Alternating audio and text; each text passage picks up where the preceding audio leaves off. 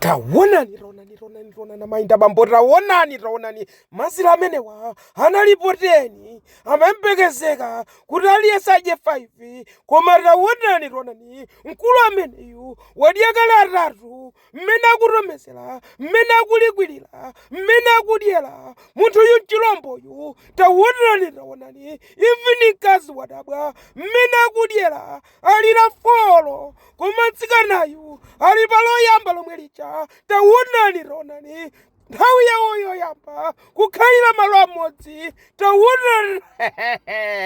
ziliko akuchita manyazi kuti atengera 6 taonani mmene zikuyendera pamenepa kodi ndidye kodi nsadye mbali nayi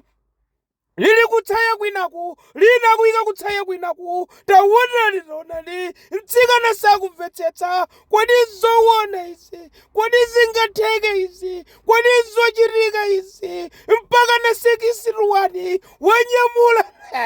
la 7 pamene mtsikana ameneyu anakalibe loyamba taonani kodi pangakhale bwanji apa munthu mchilomboyu nangoti amuonetsera katundu sangakudye sangakufafate uyu munthu ngwanjala uyu namba 8 nzekeyo ali loyamba taonani